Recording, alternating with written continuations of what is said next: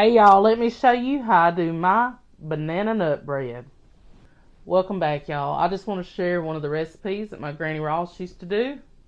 Every Sunday we go to visit and she always had some kind of bread made. This is just one of them. Alright, we're going to start off with 1 stick of room temp butter. I'm using unsalted.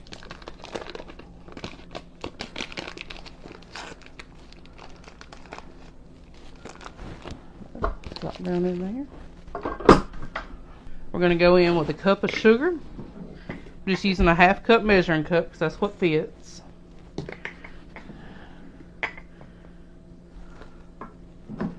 Alright, we're going to get these two creamed up together.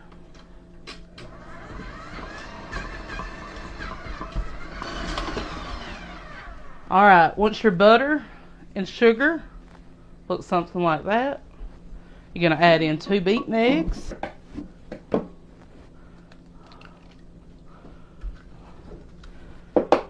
Now, if you don't have a stand mixer, an electric mixer works just as good. Let's get those big up.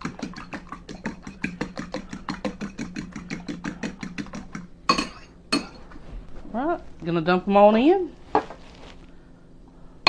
You're gonna turn this back on and let it go. Alright, while our eggs is mixing with our butter and sugar, we're going to make our dry mix. It's going to be 1 1/2 cups of all-purpose flour.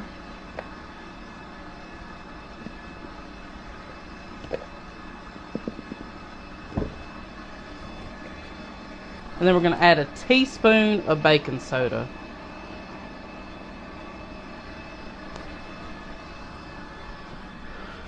And then you're going to add about a 1/2 teaspoon of salt.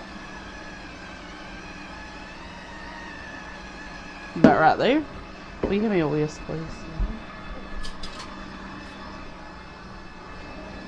Alright, and you just want to whisk this together, and all you're doing is making sure that gets good and mixed up before you dump it in your wet mixture. Because you don't want to be eating your bread and bite into a real salty piece. You want to taste that all throughout.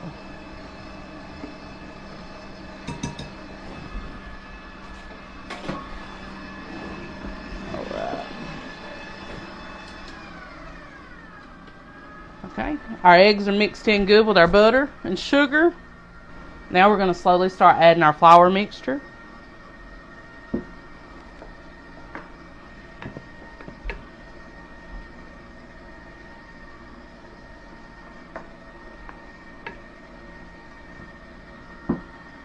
And you want it to go on low. And the reason you want to do that, you don't want a cloud of flour going everywhere.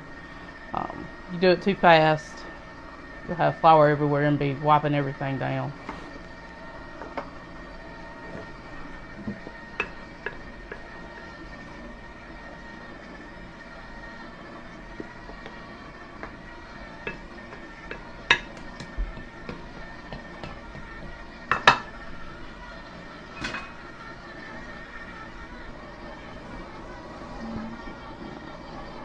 Alright, once your flour is all mixed up, that's what it's going to look like. Now, we're going to go in and we're going to add 1/2 cup of sour cream. I know, thinking, sour cream, why are we adding that? But this is where you're going to get that moist cake bite from. Just scoop it just like that. Get that added down in there. May add a little air bubble. About like that. And let's get that mixed in. Alright, now we're going to add in roughly a teaspoon of vanilla. If you want to, you can measure it out in the cap. I'm just going to pour it in. Alright. Now you want to take 3 ripe bananas. Normally I like mine a little riper than this, but that's what I have. We'll make sure we get all them little stringy things off. There we go. Now you just want to take a fork and you're going to mash these bananas. This is a great recipe to do if you bought a bunch of bananas because the kids said they were going to eat them all and you end up with really ripe bananas left over. Now while you're doing all this, is a great time to preheat your oven. You want to preheat it to 350 degrees. Once you get all your bananas mashed, that's what it's going to look like, pretty much like baby food. And get that scraped on in there. Right. We're going to let this get mixed up.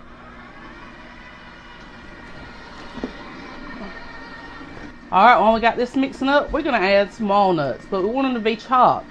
So what I'm going to use my food processor, switch it to the chop mode and get these chopped up. If you don't have a food processor, you have a blender, that'll work just as well. If you don't have either one, you can use a mallet, take out some aggression. But remember, put a cutting board underneath. It's easier to replace a cutting board than it is a countertop. But you can just do that. That works just as fine. Let's get them poured on over in there.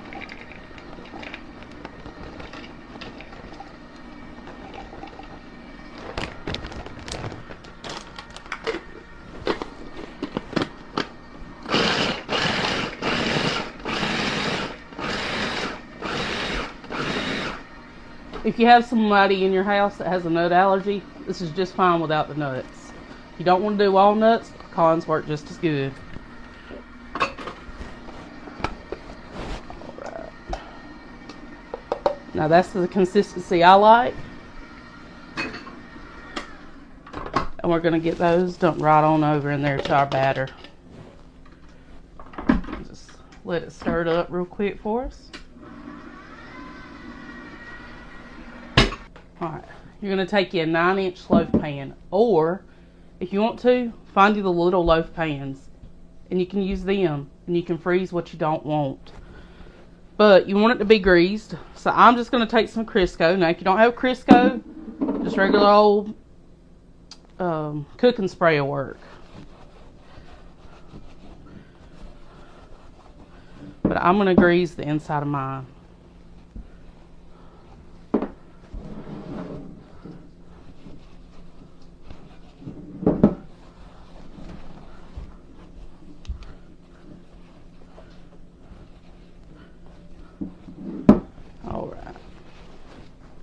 Get our beater cleaned off the best we can.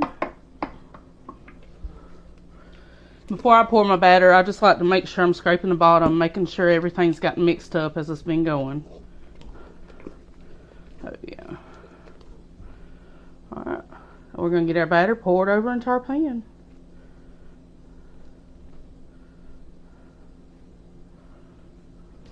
Oops.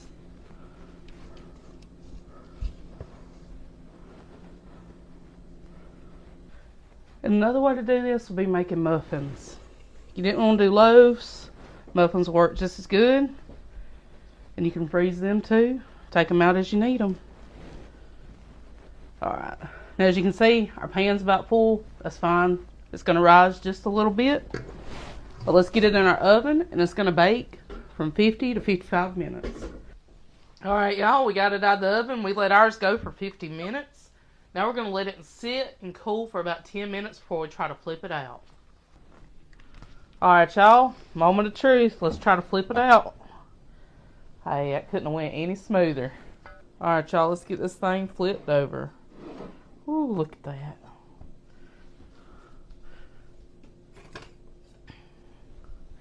Now you know we got to try a piece, especially while it's warm.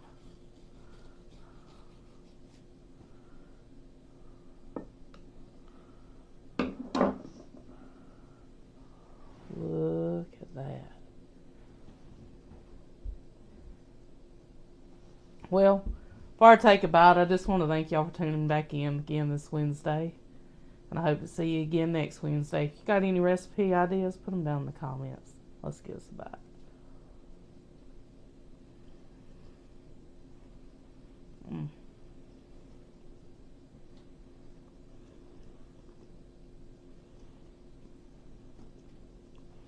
Lord have mercy, that's good.